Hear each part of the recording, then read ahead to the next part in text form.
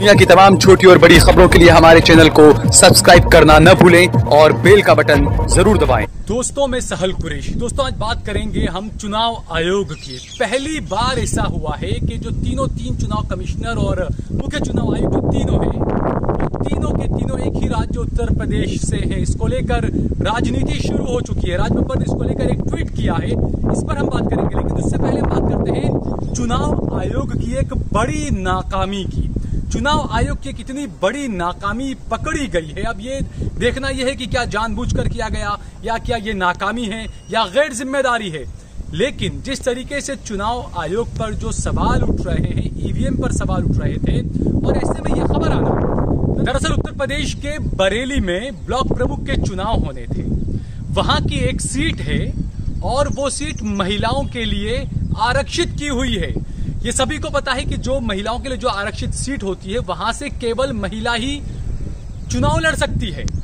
लेकिन यहां पर आप देखिए कि उस सीट पर, रायबरेली की ये जो सीट है, इसके बारे में हम आपको बताते हैं कि, माफ कीजिएगा, बरेली की ये सीट है। इस सीट के बारे में आपको बताते हैं कि पंचायत के चुनाव हो रहे थे यहां पर बरेली की सीट पर, और वहां पर जो ये तमाम चुनाव हुए, महिला की आरक्षित सीट पर एक पुरुष उम्मीदवार खड़ा हुआ। आप सोचिए, उसका चुनाव का नामांकन पत्र रद्द नहीं किया गया। वो चुनाव लड़ा और वहां से तकरीबन 250 वोटों से चुनाव जीत भी गया। उस सीट से, जो सीट महिलाओं के लिए आरक्षित थी, चुनाव आयोग सो रहा था। वो जब नामांकन पत्र दाखिल करने गया तो वहां पर जो दूसरी महिला उम्मीदवारें थी, तकरीबन 7 उम्मीदवार वहां पर थे। उन महिला उम्मीदवारों का यह कहना है कि उनको ऐसा लगा कि यह महिला सीट है, किसी पुरुष ने अगर नामांकन दाखिल किया है तो खुद ब खुद चुनाव आयोग जो है वो उसका नामांकन रद्द कर देगा। लेकिन ऐसा नहीं हुआ। वो व्यक्ति चुनाव लड़ा और चुनाव लड़ने के बाद वहां से चुनाव जीता, ये भी ठीक। लेकिन हद तो तब हो गई जब चुनाव आयोग ने उस जीते हुए उम्मीदवार को सर्टिफिकेट भी जारी कर दिया कि आप इस सीट से जीते हैं। आप सोचिए ये कितनी बड़ी नाकामी है चुनाव आयोग की, कि चुनाव हुआ, महिला की आरक्षित सीट पर पुरुष वहां पर चुनाव लड़ा और उसको जीत का सर्टिफिकेट भी चुनाव आयोग ने दे दिया। यानी कि पूरी प्रक्रिया के दौरान चुनाव आयोग सो रहा था। आपको हम थोड़ी डिटेल यहां पर बताते हैं कि ये जो है पूरा मामला, ये जो है नवाबगंज ब्लॉक के गजरोला गांव का ये पंचायत वार्ड का चुनाव था। 16 नंबर का ये वार्ड है।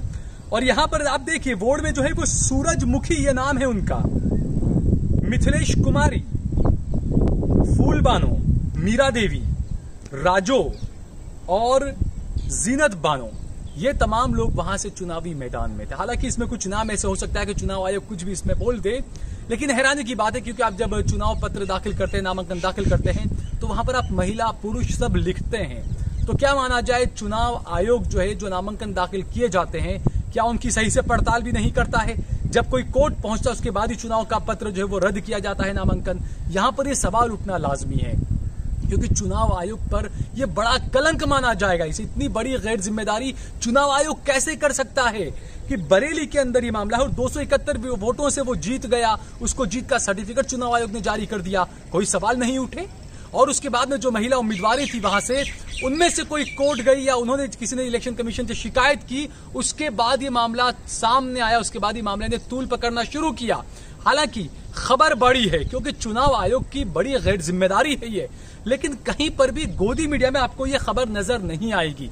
गोदी मीडिया कहीं पर भी ऐसी खबर आपको नहीं दिखाएगा जो मोदी सरकार पर, प्रशासन पर सवाल खड़े करते हो। गोदी मीडिया खबर आपको नहीं दिखाएगा। ये खबर आपको हम देश लाइव पर दिखा रहे हैं कि किस तरीके से इलेक्शन कमीशन ने, चुनाव आयोग ने इतनी बड़ी गैर जिम्मेदारी यहां पर बरती और महिलाओं की आरक्षित सीट पर जो है वो एक पुरुष को जो है वो विजेता घोषित कर दिया, वो चुनाव उसको लड़ने दिया, उसको सर्टिफिकेट भी जारी कर दिया। चुनाव आयोग सोता रहा। क्या सारे अधिकारी सो रहे थे? क्या उन्हें नहीं पता थी कि ये सीट जो है ये आरक्षित सीट है महिलाओं के लिए? एक पुरुष वहां से खड़ा हुआ, जीत भी गया और उसको चुनाव आयोग ने सर्टिफिकेट भी दे दिया।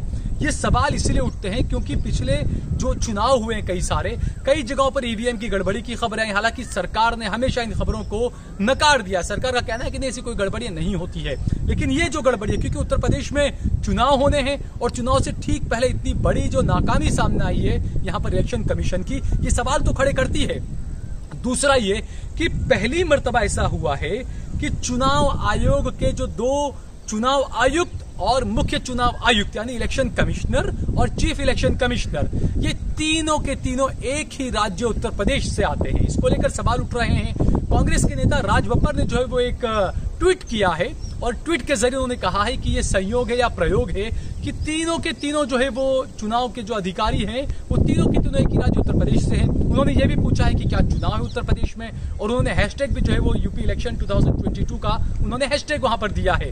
ये सवाल खड़े करता है। और दूसरी बात, आप ये सोचिए कि चुनाव आयुक्त जो है तीनों के तीनों, इसमें सुशील चंद्रा हैं जो सीईसी हैं, राजीव कुमार हैं जो ईसी हैं, और अनूप चंद्र पांडे हैं जो ईसी हैं, उत्तर प्रदेश के रहने वाले हैं। और अनूप पांडे तो कई साल तक जो उत्तर प्रदेश के मुख्य सचिव रहे हैं, योगी आदित्यनाथ के काफी करीबी माने जाते हैं, और उन्हें जो है वो इलेक्शन कमिश्नर बनाया गया है।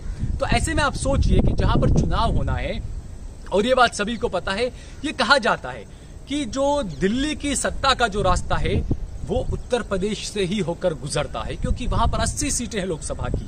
पिछले 2 चुनाव से बीजेपी को वहां पर बड़ी कामयाबी मिल रही है, लेकिन अभी जिस तरीके से कहा जा रहा है कि वहां गंगा में लाशें बह रही है, नाराजगी है योगी को लेकर, मोदी को लेकर, ऐसे में तीन इलेक्शन कमिश्नरों का उत्तर प्रदेश से होना, और उसमें भी एक जो उत्तर प्रदेश के चीफ सेक्रेटरी रहे हों, ऐसे अधिकारी को इलेक्शन कमिश्नर बना दिया गया।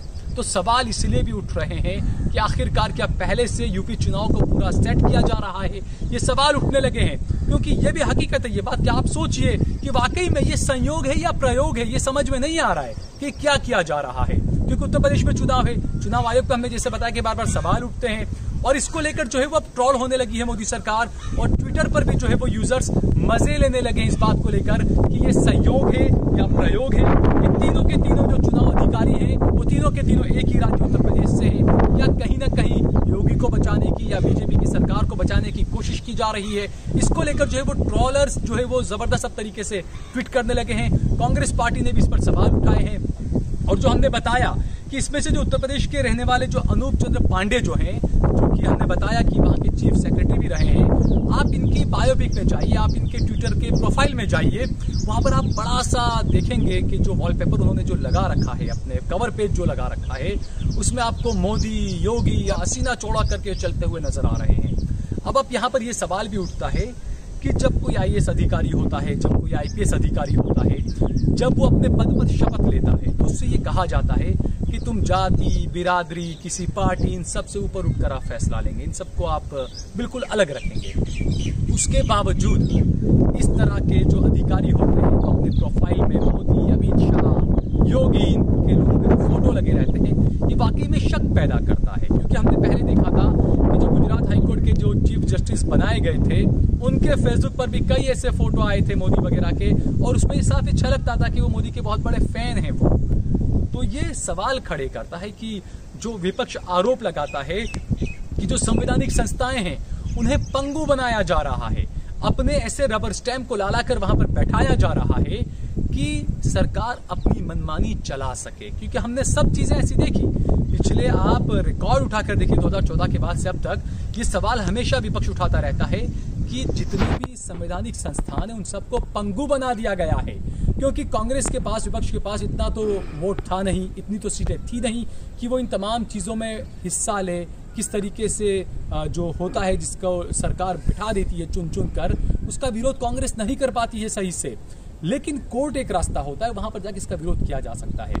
लेकिन बात वही आती है कि सरकार इनकी, सत्ता इनकी, सब लोग बैठे हुए इनके, तो अब देखना ये होगा कि आखिरकार जो तमाम जो चीजें उठ रही है, ये संयोग है या प्रयोग है। उत्तर प्रदेश का चुनाव करीब है, और जैसा हमने यूपी का जो मामला बताया, बरेली का, महिला की सीट पर पुरुष जीत कर आ गया, इलेक्शन कमीशन ने वहां पर उसको सर्टिफिकेट जारी कर दिया। क्या कोई कार्रवाई होती है या फिर लिपापोती की जाएगी, और उत्तर प्रदेश के चुनाव में क्या नतीजे आएंगे, क्या खुलकर बाहर आएगा, ये अब देखने वाली बात होगी। अगर आपको हमारा ये वीडियो पसंद आया हो तो इस पर कमेंट करिए, इसे लाइक करिए, इसे ज़्यादा से ज़्यादा शेयर करिए। अगर आपने हमारा चैनल देश लाइव सब्सक्राइब न किया हो तो हमारे चैनल को जरूर सब्सक्राइब करिए।